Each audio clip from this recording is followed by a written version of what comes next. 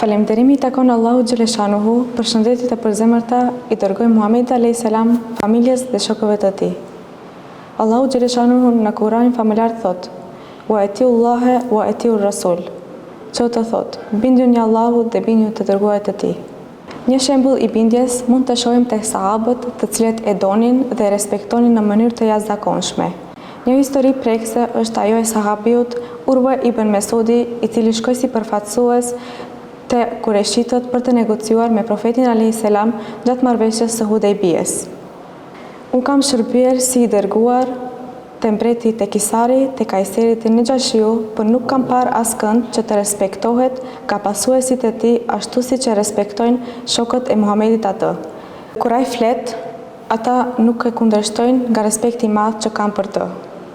Ky shembull tregon se sa shumë e donin dhe e nderonin profetin a.s. jo vetëm me fjalë, por edhe me veprat e tyre të përditshme. Ebu Hurajra transmeton se pejgamberi a.s. ka thënë: "Largohuni nga ato që ju kam ndaluar dhe bëni atë sa keni mundësi nga ato që ju kam urdhëruar."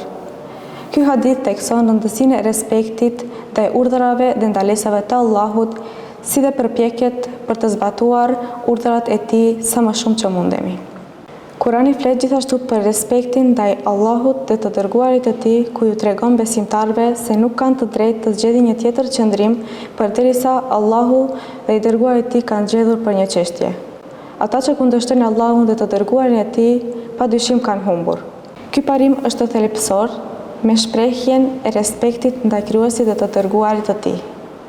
Respekti në këtë kontekst përfshin bindjen ndaj urdhrave të Allahut dhe ndjekjen ndaj Muhamedit a.s. duke shmangur gjithashtu çdo ndalesë që Allahu e ka vendosur. Respekti ndaj Allahut Gjeleshanuhu është i lidhur ngushtë me besim të thellë në krijuesin e gjithësisë.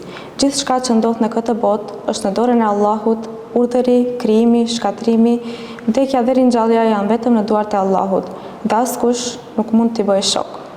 Ky respekt ndaj Allahut Gjeleshanuhu shpreh bindje të plotë ndaj urdhrave të tij.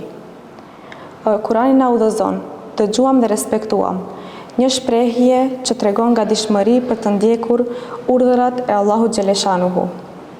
Njeriu ka të lirë të zgjesë se të sillet me respekt ndaj Allahut, por gjithsesi do të kuptojë se vetëm me besim të vërtetë mund të arrijë shpëtimin.